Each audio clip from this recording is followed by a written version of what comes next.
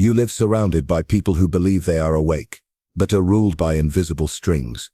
They think their thoughts are their own, their choices are free, and their lives are guided by truth.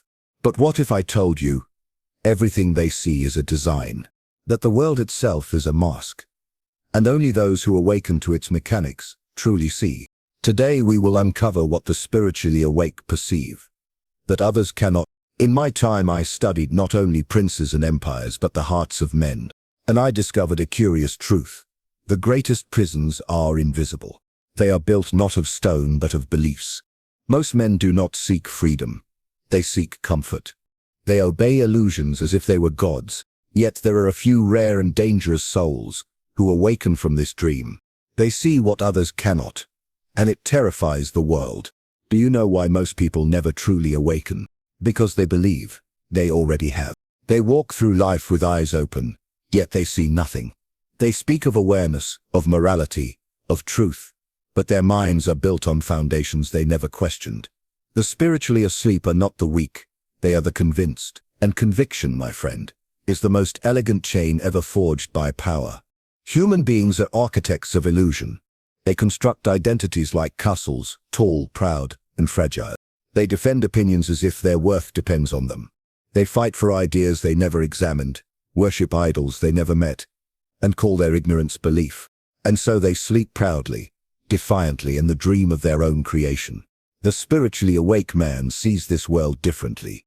He sees that what people call reality is merely a collection of inherited assumptions, invisible rules, and emotional reactions passed down through generations. He does not take the theater of the world at face value. He studies it like a strategist studies his enemy. He asks not, what is true, but who profits if I believe this is true? In this one question, the illusion begins to crumble.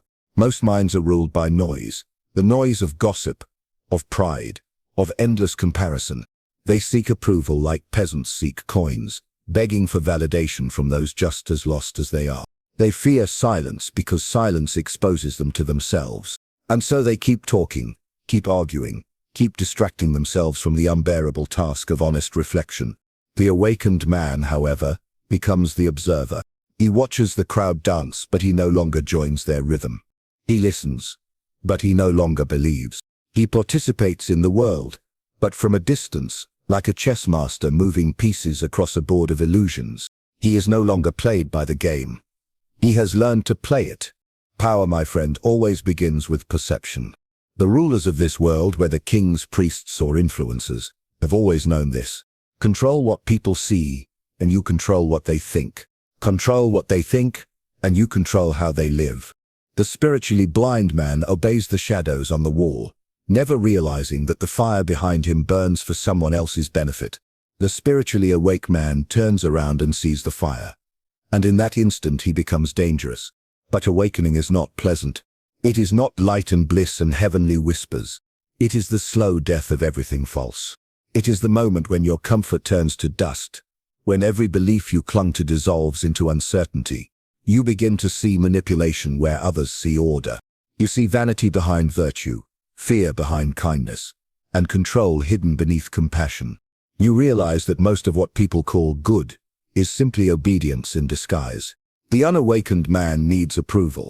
He fears rejection more than he fears ignorance. He will conform to survive, even if it kills his soul. The awakened man, however, begins to see that rejection is freedom. He would rather be hated for truth than celebrated for illusion. He would rather stand alone in clarity than kneel among the blind. And this is why the world often despises the awakened, not because they are wrong, but because they cannot be controlled. To awaken is to see the masks fall, the masks of morality, religion, politics, even love. You begin to realize that every institution, every ideology, every public virtue was designed not to liberate, but to stabilize. The human race craves order more than truth. And so, to keep the illusion alive, it silences those who see. It mocks them, isolates them, and labels them as heretics, cynics, or madmen. Yet beneath these titles lies the same ancient crime. They dared to see the world as it is. Imagine standing in a grand hall filled with mirrors. Each mirror reflects a different version of you, the identity you show your family, your friends, your society. But when you wipe the dust and stare deeper, you realize there is no reflection at all. Only the watcher remains silent, detached, unshaken. That watcher is who you truly are, and it terrifies the world because a man who knows himself cannot be controlled. The common mind believes freedom is found in rebellion, in shouting against authority. But the spiritually awake understand that rebellion without understanding is still a form of control. Even the revolution is a performance, written by the same playwright who designed the throne. To truly awaken is not to fight the illusion. It is to step outside it, to see its mechanics, its seduction, its invisible strings, and smile knowingly as they attempt to pull you back in. Most people mistake sensitivity for awareness. They believe feeling deeply is the same as seeing clearly. But emotions are the sweetest chains of all. They make you love your captor and defend your prison. The awakened see emotion as a tool, not a master. They feel, but they do not drown. They observe their pain as they would a storm passing across the horizon. Beautiful, violent, but temporary. And from this stillness they gain something the unawakened will never understand: power over themselves. Machiavelli once said, "He who rules minds does not need armies." The spiritually awake know this truth intimately. They have conquered the first and greatest territory, their own perception. They are not seduced by praise nor destroyed by criticism. They no longer react, they calculate. They do not speak to be understood, they speak to reveal. And when they look at the world, they do not see a society of individuals, they see a web of illusions, maintained by fear, fed by vanity, protected by ignorance. The illusion of the common mind is not a curse, it is a system. A system that rewards blindness with comfort and punishes awareness with solitude. But the spiritually awake accept this cost, willingly. For they have seen the machinery behind appearances. They have learned that the world is not as it seems, and the truth once seen cannot be unseen. And in that realization they no longer live as part of the dream. Power is never random. It is designed, crafted, engineered with precision by those who understand one simple law, that to rule men you must not chain their bodies, you must capture their attention. Every empire, every religion, every ideology was born from this truth. The architecture of control does not stand upon armies or violence. It stands upon perception. Control what people see, and you will never need to control what they do. Most people believe they live in freedom. They speak of free will, free choice, free thought. But their freedom is a carefully scripted illusion. They are told what to desire, what to fear, and even what to love, long before they can form their own judgment. The spiritually awake man sees this machinery operating beneath every surface. He watches as the crowd bows before invisible gods. Reputation, morality, progress, popularity. He sees how language itself has been weaponized to maintain obedience. He knows that every word carries a hidden master. Words like good and evil have been sculpted to control behavior. Say a man is good, and you give him pride. Say he is evil, and you fill him with shame. Thus he becomes predictable. A servant not of truth, but of reputation. He will obey to preserve the image of virtue, not because he understands virtue itself. The architects of power know this well. They do not command through fear alone. They command through ideals. They create moral cages and convince the masses to lock themselves inside. The spiritually blind defend these cages as holy. They ridicule anyone who questions the structure, for questioning it threatens their illusion of safety. They believe the system exists to protect them, not realizing that they are the bricks that sustain it.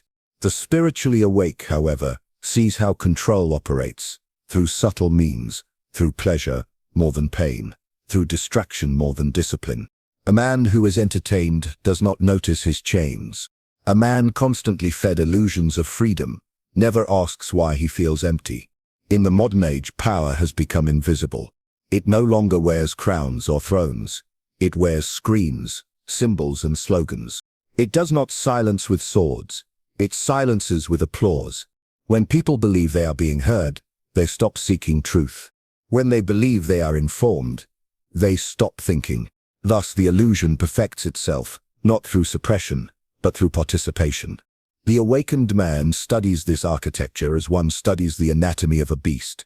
He sees how every institution is designed to shape behavior, not by force, but by suggestion. Education teaches obedience to authority. Religion teaches guilt for questioning. Politics teaches division, ensuring that the people never unite against those who truly hold the reins. It is not chaos that sustains power. It is controlled disagreement. Keep the people fighting each other, and they will never fight their masters. The spiritually awake man does not rebel blindly. He knows that open rebellion often strengthens the system it seeks to destroy. Every revolution becomes another cage, painted in new colors. He understands that power adapts. It learns. It evolves. It disguises itself in the language of progress. The same structure remains, only the decoration changes. Thus, true awakening is not about tearing down the tower. It is about seeing the tower for what it is, a monument to control disguised as civilization. You see, there is a reason most people never awaken. It is not because they cannot, but because they do not want to. To see the architecture of control is to see your own complicity in it. Every comfort, every belief, every dream you've cherished has been shaped by unseen architects. And to awaken is to face the unbearable truth that you have been living in someone else's design. Few can endure that kind of naked clarity. So they return to their illusions willingly, even gratefully, because ignorance is soft and truth is sharp. The awakened man walks through this world with quiet awareness. He no longer believes in appearances. When he hears a politician speak of freedom, he listens for control. When he hears a preacher speak of salvation, he listens for fear. When he hears the crowd praise a hero, he looks for the hidden transaction. He does not live in paranoia. He lives in perception. And this perception is his shield, his weapon, and his solitude. Machiavelli once wrote that men are driven by two things, fear and desire. The architecture of control is built upon this foundation. The unawakened are kept busy chasing desires, wealth, approval, status, while simultaneously running from fears, rejection, poverty, death. Caught between these forces, they become easy to guide. Push their fears, and they will obey. Feed their desires, and they will forget. The spiritually awake man, however, stands still between both. He no longer chases, no longer flees, and because he is still, he cannot be led. In every age, those who saw the structure for what it was were exiled, mocked, or destroyed. Not because they were dangerous to the people, but because they were dangerous to the illusion. The illusion requires belief to survive. It feeds on obedience, thrives on distraction, and dies in silence. This is why the awakened often walk alone. Their silence is more threatening than any rebellion. They refuse to participate in the ritual of lies, and their absence exposes the truth more than their presence ever could. The architecture of control is not built by evil men. It is built by clever ones. They understand human weakness. They know that comfort will always seduce more than truth. They do not need to enslave you. They simply need to make you comfortable enough, never to question. So long as the illusion feels pleasant, no one will look behind the curtain. And so the world remains asleep, whispering to itself that it is awake. But the spiritually awake man, he looks behind the curtain and sees the mechanism. He studies the gears and wires, the stories and symbols that keep the masses obedient. He learns to navigate the illusion without being consumed by it. He can walk among the blind without losing sight. He does not waste energy in hatred or outrage, for he understands the system feeds on both. Instead, he observes, learns, and adapts. He does not destroy the illusion, he transcends it. He understands the most dangerous truth of all, that power never asks for permission, it asks for belief. And the moment you stop believing, the structure begins to tremble. Every man believes he is fighting the world, yet the greatest battle he will ever face lies within himself. This is the war that the spiritually awake must wage, the invisible conflict between the mind that wants power and the spirit that seeks peace. Most men never see this battlefield. They are too occupied blaming others, too busy escaping themselves. But the awakened man, once he opens his eyes, realizes that the enemy has always lived within his own thoughts, and that realization is where the war begins. The inner war is not fought with weapons, but with awareness.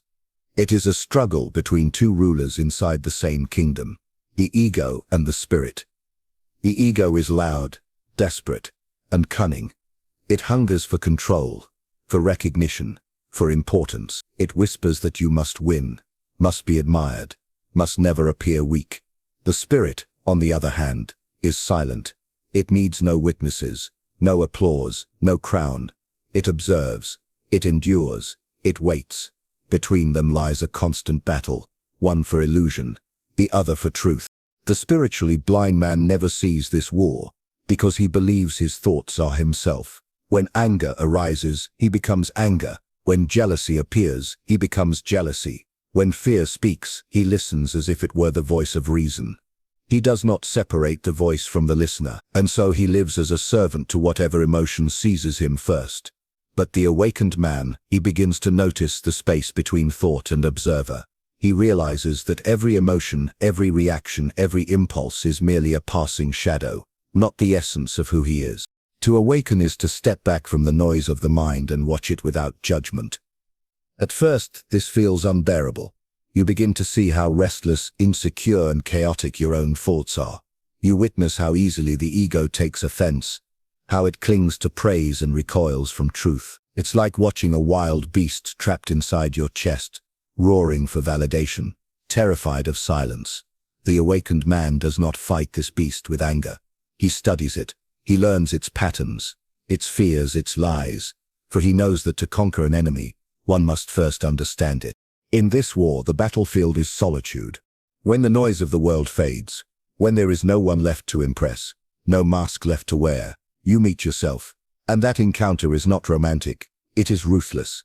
The spirit holds a mirror to everything false within you. It shows you your vanity disguised as virtue, your cowardice dressed as humility, your manipulation hidden behind kindness.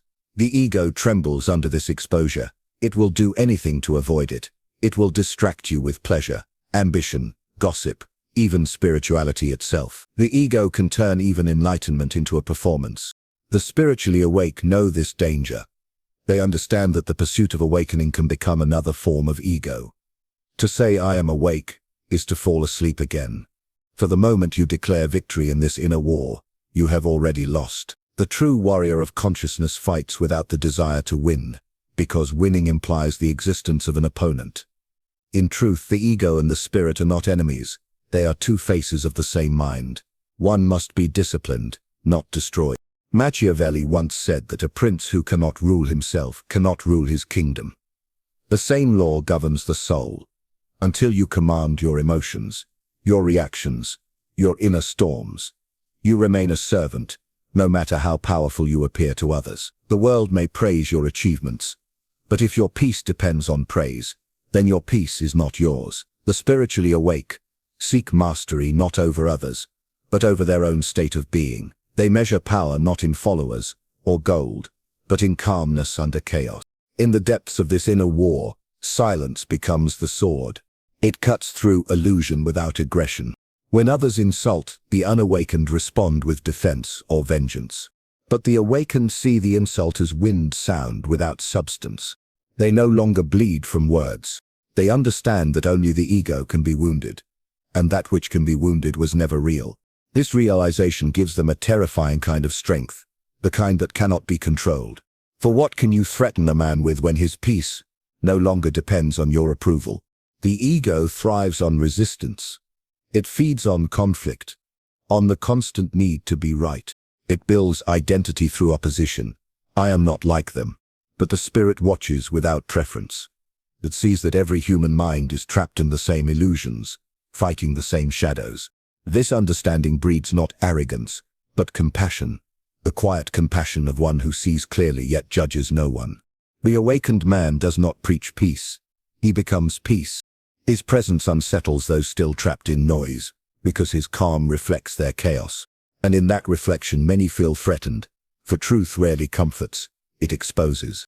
The inner war has no clear beginning, and it certainly has no end. It is a lifelong practice of awareness, a constant returning to clarity, whenever the ego tries to reclaim the throne. Sometimes, the spirit wins quietly, through patience and humility.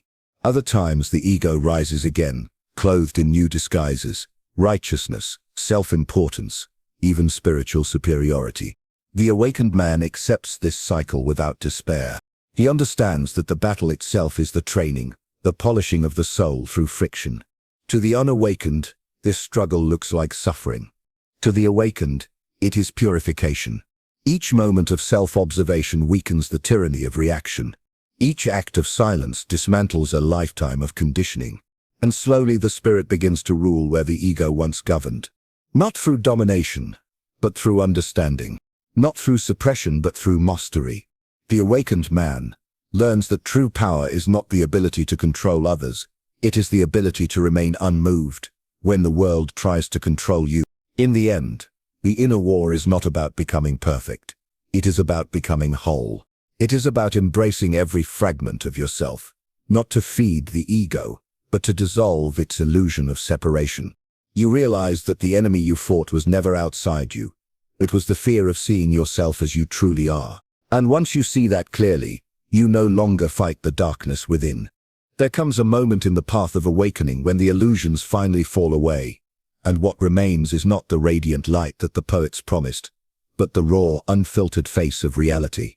It is here that most turn back, for when the veil lifts, the beauty of ignorance dies, and what stands before you is truth, stripped of comfort, stripped of decoration, stripped of the lies that once made life bearable. The spiritually awake man does not see the world as he wishes it to be. He sees it as it is, naked, indifferent, magnificent, and merciless. You see, awakening is not a romantic enlightenment. It is disillusionment. It is the slow erosion of false hope, the realization that the world does not bend to fairness or emotion. It reveals that people love not truth, but reassurance. They do not seek freedom. They seek safety. They worship appearances, not essence.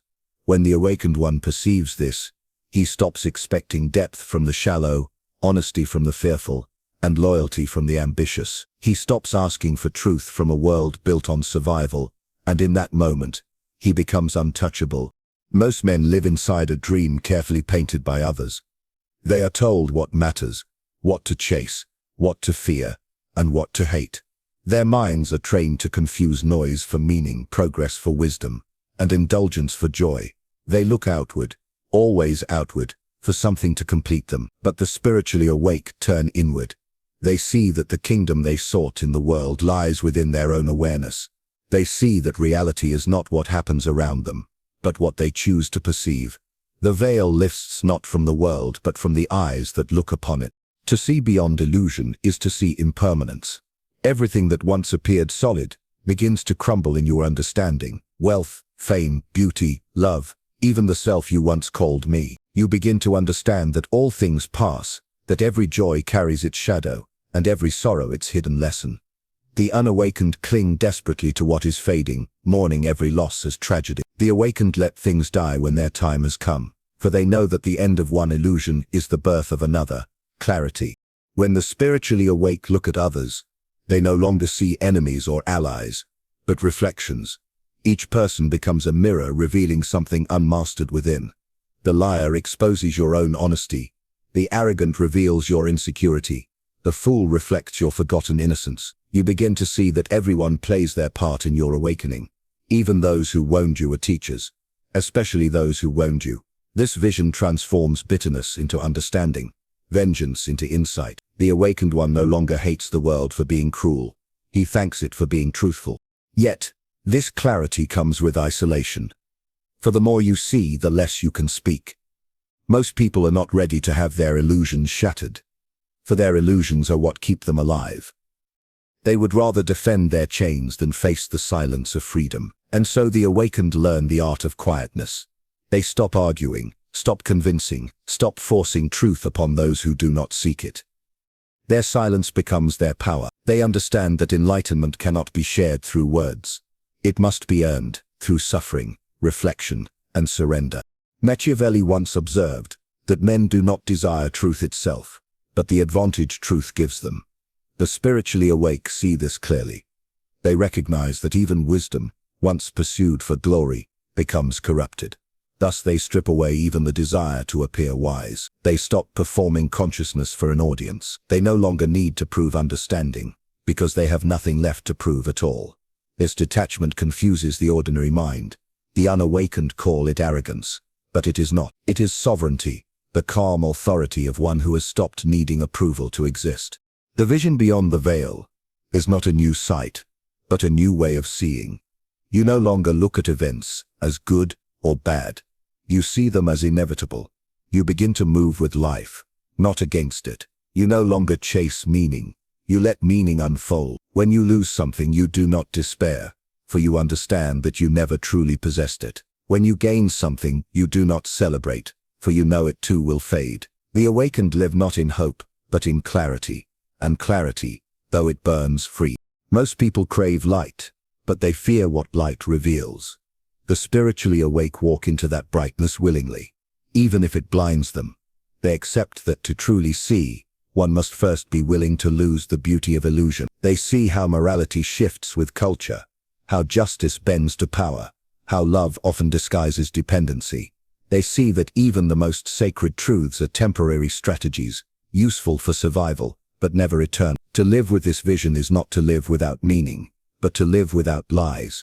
The awakened are not cold. They are clear. They feel deeply, but without attachment. They care, but they do not cling. Their compassion is not sentimental, it is surgical. They understand that to love someone without illusion is to love them completely, without needing them to be anything other than what they are. They love without ownership, guide without dominance, and speak without manipulation. This kind of love terrifies the world because it cannot be controlled. It frees rather than binds. It heals rather than flatters. When you see beyond the veil, the world no longer appears divided between sacred and profane, light and dark, right and wrong. You realize that everything is part of the same unfolding, the rise and fall of power, the creation and decay of beauty, the triumph and the loss. Nothing stands alone. The same force that gives life also takes it. The same truth that liberates also destroys. The awakened learn to bow to both. They see divinity not in perfection, but in paradox. And yet even with all this clarity, the awakened are not immune to pain. In fact, they feel it more deeply, because they no longer hide behind illusions. They experience the world without filters, every joy, every sorrow, every silence. But their suffering no longer enslaves them. They endure it with eyes open, knowing that pain too is a teacher, and fear too is an illusion that fades under observation. They are no longer the prisoner of their emotions. They are the witness to them. To see beyond the veil is to finally understand that enlightenment is not escape. It is confrontation. It is standing before the raw truth of existence without flinching. It is watching everything you thought you would dissolve into silence. And in that silence, something eternal stirs, not the self, but the awareness that has always watched, always waited, always known. The spiritually awake live from this earnest moving through the world, as if through a dream they no longer mistake for reality. They no longer seek to control the dream, nor to escape it, only to see it for what it is.